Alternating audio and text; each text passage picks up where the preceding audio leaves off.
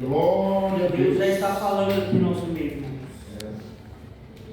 Possamos guardar as palavras no coração, que são vida.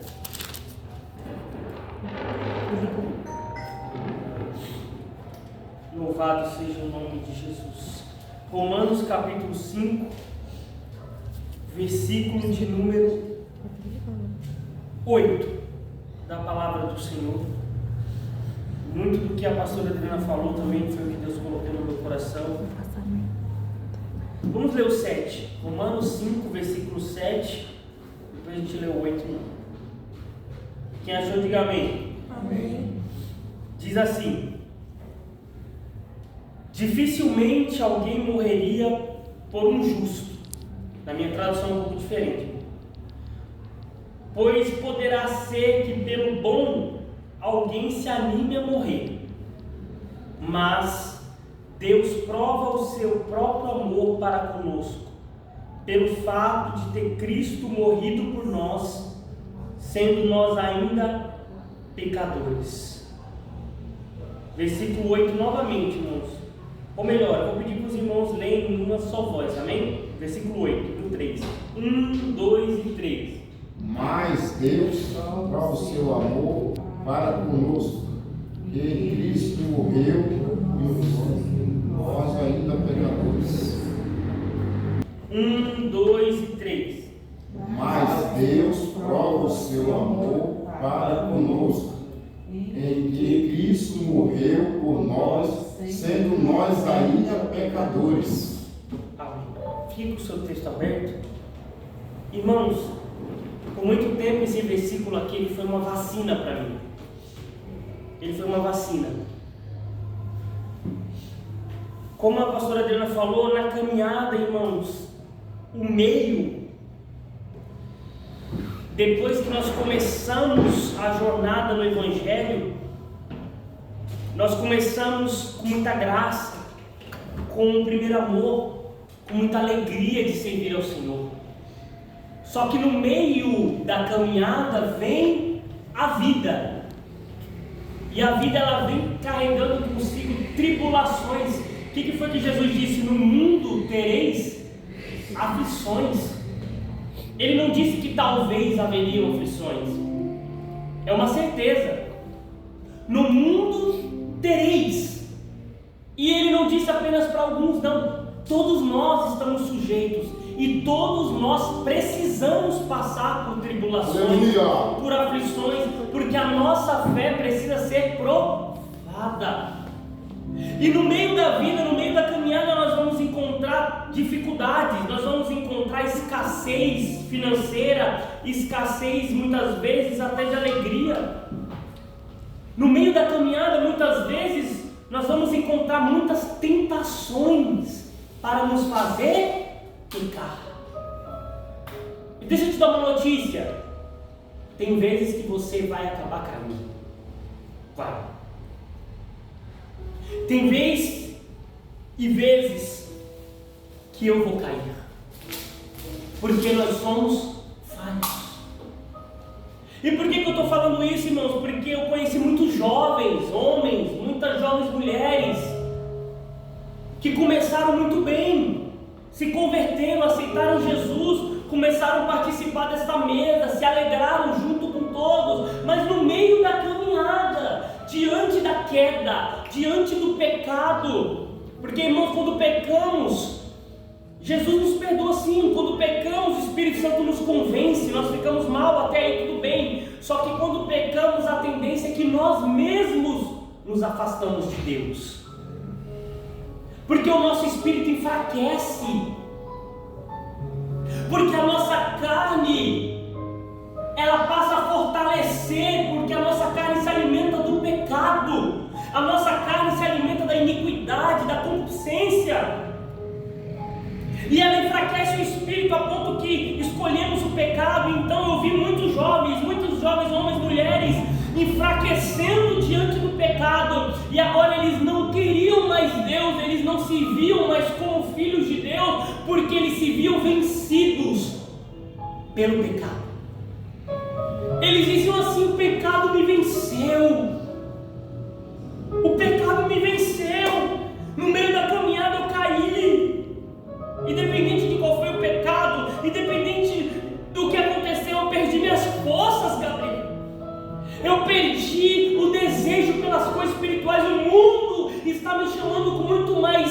força. Eu sinto muito mais sabor no mundo agora, o cheiro do mundo é melhor para mim, porque o pecado me venceu.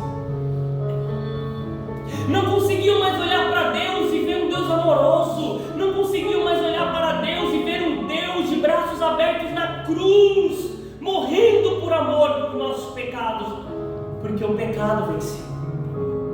Só que isso é um entendimento errado. E eu quero que essa pregação não seja uma vacina para todos que aqui estão. Aleluia. Porque no versículo 8 que nós lemos, a Bíblia vai dizer: mas Deus prova o seu amor para conosco. Deus prova o seu amor para comigo. Deus prova o seu amor por você, tendo Cristo morrido na cruz por nós, quando nós ainda éramos pecadores. O que isso significa? Deus não morreu, não enviou seu Filho, Deus não deu a Cristo por nós no nosso melhor momento. Ei, Deus não te amou quando Ele viu você vindo para esse culto. Deus não te amou quando você estava em jejum. Deus não te amou quando você estava chorando, louvando. Deus não te amou quando você estava em oração. Deus não te amou quando você estava no ápice da sua vida espiritual, no melhor momento, buscando a Ele como se não houvesse amanhã. Não! Deus te amou quando você ainda estava morto em seus pecados, morto em seus pecados. Ele te amou primeiro. Ele te escolheu quando você nem pensava nele. Maravilhoso esse. O que isso significa? Eu falei, meu Deus, se Deus me amou no meu pior momento, se quando eu ainda estava no mundo, sabe? Lembra, volta, quando você ainda estava no mundo, ou então quando você ainda não tinha nascido de novo, era da igreja, mas não sentia Deus, não entendia a palavra, não tinha desejo nenhum pelas coisas espirituais lá atrás. Lá Jesus já tinha morrido por você. Lá Deus já tinha te escolhido na eternidade, porque Jesus é o Cordeiro que foi sepultado, que foi morto antes da fundação do mundo. Aleluia. O seu nome já tinha sido escolhido e citado na eternidade. Que amor é esse, meus irmãos? Aleluia. E aí eu te pergunto, com base nisto, o que você pode fazer para Deus deixar de te amar? Meu Deus. O quê? O que você pode fazer para que esse amor acabe? O quê? Aleluia. Se Ele te amou no pior momento, o que você pode fazer para que Ele te ame menos? Deus de poder e graça. Meu Deus. Como foi citado aqui no louvor, Lucas 15, sobre as ovelhas, que é o mesmo capítulo que cita o filho pródigo. O pai trabalhou, o pai gerou uma renda, o pai gerou propriedade, o pai gerou riqueza, e o filho apenas vem, ele pega a herança e diz: pai, eu estou indo embora. E a Bíblia diz que aquele filho vai embora bastardo e vive de forma devassa, e gasta com as prostitutas, e bebe, e gasta tudo, e ele acaba no meio dos porcos, e ele acaba de forma indigna, e ele acaba de forma vergonhosa para o seu pai. Ele pensa consigo: eu voltarei para a casa do meu pai, quem sabe assim ele me aceite como um dos seus servos. Ele pensava: meu pai não me amará mais, meu pai não me quererá mais, meu pai não vai olhar mais na minha cara. Mas não, quando ele se aproxima, todo sujo, mancando, pobre, o pai corre ao seu encontro com amor incondicional, beija o seu pescoço, abraça-o com força e prepara um banquete, prepara roupas novas, prepara um novo anel e sandálias para os seus pés, porque o filho mudou, mas o amor do pai permanece o mesmo, inabalável. Glória a Deus. Meu Deus, que amor é esse, que independente do que eu faça, ele continua o mesmo? Que amor é esse, que Deus é esse, que mesmo que eu vá para longe, que mesmo que eu escolha o pecado, quando eu volto para o lugar da oração, quando eu volto para o lugar da comunhão, quando eu volto para o lugar onde o vaso é feito e refeito, lá está ele do mesmo jeito,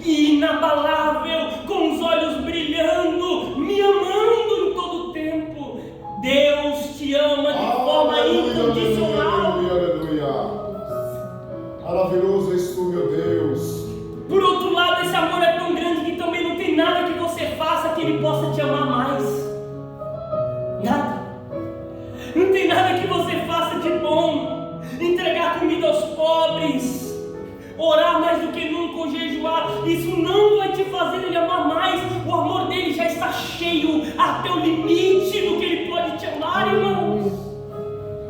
É muito difícil para nós entendermos o amor de Deus. Porque primeiro entendemos o amor conforme o mundo, infelizmente, conforme as novelas, conforme as séries, conforme a ideologia mundana. Mas o amor bíblico, o amor a qual Deus é o autor, é um amor que tudo sofre por nós. Você sabia que às vezes ele sofre por nós? Ele acredita em nós até o fim. É um amor inabalável, é um amor que abre mão da sua própria glória por nós, se esvazia para morrer na cruz. Aleluia. Nós podemos desagradá-lo, nós podemos agradá-lo, mas nós nunca poderemos fazer com que ele deixe de nos amar. Deus de poder. Como é que eu vou me afastar de um Deus que nunca deixa de me amar?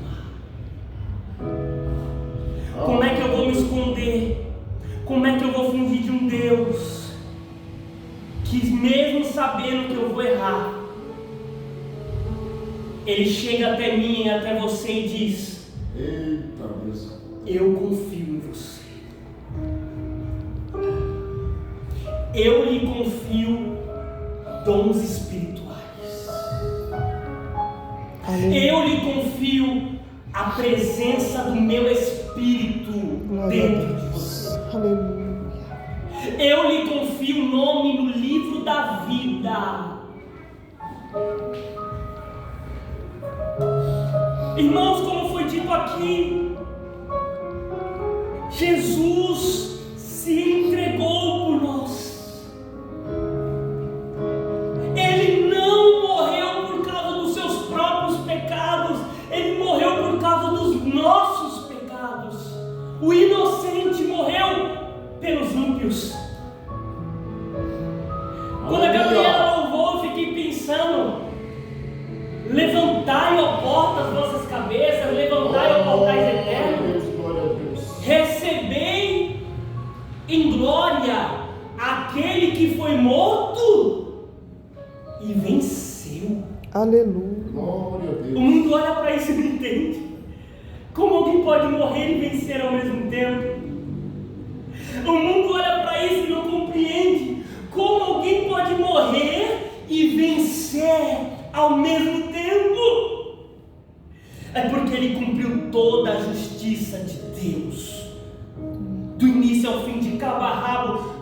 Toda a justiça, toda a escritura dos profetas, de Moisés, dos salmos, tudo aquilo que foi profetizado acerca dele, ele foi sem pecado, ele obedeceu o Pai em todas as coisas, ele cumpriu o amor, ele levantou os caídos, ele curou os enfermos, ele deu visão aos cegos, ele curou os coxos, ele disse: o Espírito do Senhor está sobre mim, porque o Senhor me ungiu a pregar as boas novas aos cegos, a pregar liberdade aos cativos, a dizer que é chegado o ano da salvação. Ele foi ungido e ele cumpriu a sua obra. E nessa noite nós somos ungidos, irmãos. Nessa noite nós somos vocacionados, nós somos chamados para cumprir uma obra do Senhor. Qual é a sua obra?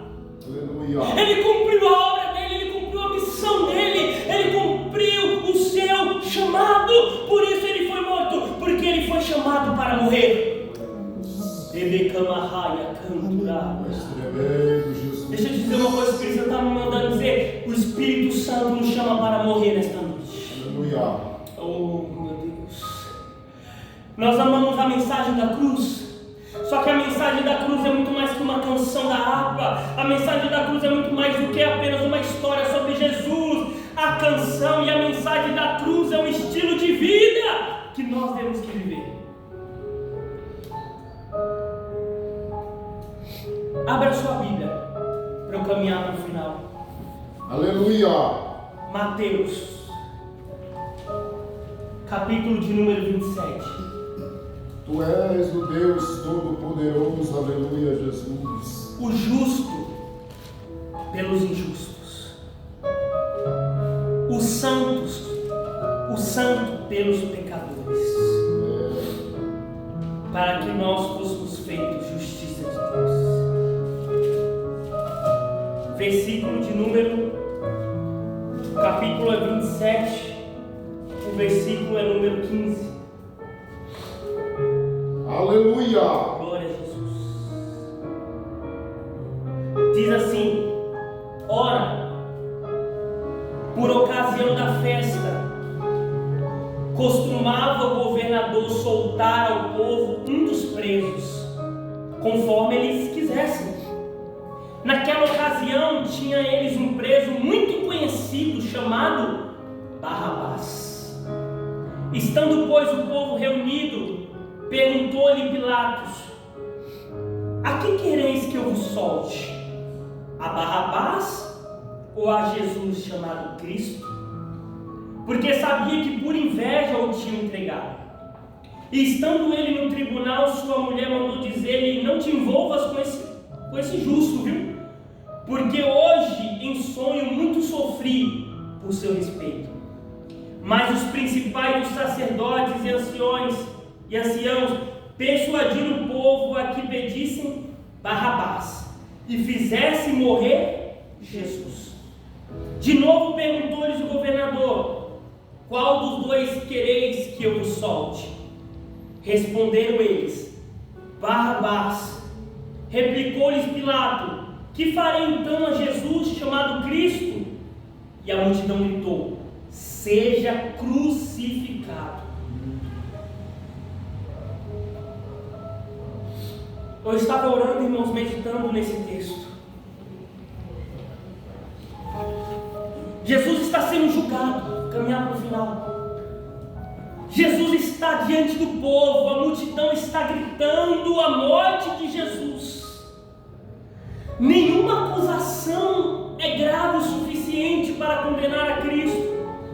Pilatos não quer crucificá-lo, porque não vê pecado nenhum nele para isso. Então Pilatos tem uma ideia: já que nós soltamos um preso na Páscoa, chama o pior possível aí. Chama o preso que todos conhecem. Chama o preso que todo mundo sabe o que ele fez. A Bíblia diz que Barrabás era muito conhecido. Quem vocês querem que eu solte? Cristo ou Barrabás? Quem já assistiu a Paixão de Cristo sabe que nesse momento eles colocam uma pessoa louca ali no lugar de Barrabás, né? Um doente, um psicopata, um cara que dá medo, e mesmo assim a multidão grita: Barrabás. Meu Deus. E quanto a Cristo, crucificam. E nós ficamos com aquela sensação de injustiça, de meu Deus, como pode? Mas enquanto eu estava orando, o Espírito Santo me perguntou: e se Pilatos tivesse perguntado para o próprio Jesus o que ele queria? E eu imaginei essa cena, irmãos. Pilatos olhando agora para Jesus e perguntando: quem você quer que eu solte? Você mesmo ou Barrabás? Jesus olhando bem nos olhos de Pilatos e dizendo com voz doce: solta Barrabás. Ele se entregou. Glória a Deus. Ele disse: vocês não me matam, eu me entrego. Aleluia. Vocês não tiram minha vida de mim, nem a morte é capaz de me segurar. Aleluia. Aleluia. Eu me entrego. Bendito Deus. Solta Barrabás, me crucifique, porque para isso eu vim ao mundo, para dar a minha vida em favor, em salvação por muitos irmãos. Aleluia, Jesus. Poderoso Jesus. Glória a Glória. Deus. Sou Barrabás. Bendito é Deus. Você é Barrabás.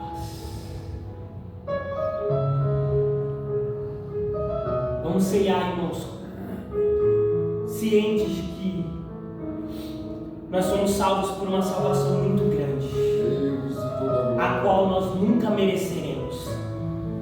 E Ele nos amou tanto, lá no início, que não importa o que você faça hoje, que não importa o que você faça amanhã, como a pastora Adriana falou, para termos a certeza, não há dúvida, não há, o Evangelho não é um amuleto, a salvação não é uma pedrinha, uma moeda, que hoje eu tenho, amanhã eu não tenho, hoje eu tenho a salvação, amanhã eu perco. Não! A salvação em Cristo, ela é firme, ela é uma esperança inabalável, nada pode nos separar do amor de Deus que está em Cristo Jesus. Permanecemos nele, porque a graça é inesgotável para nós. Há muita graça. Glória a Deus. Gabriela vai colocar um louvor. E nesse louvor eu quero orar por você. E que você, através da letra desse louvor, muito conhecido também, você possa meditar nessas palavras, irmãos. Deus é rico em misericórdia. Tá bem? Vamos adorar o Senhor, irmãos. Enquanto Deus é adorado, feche seus olhos. Imagina essa cena assim, ó. Você é Barrabás.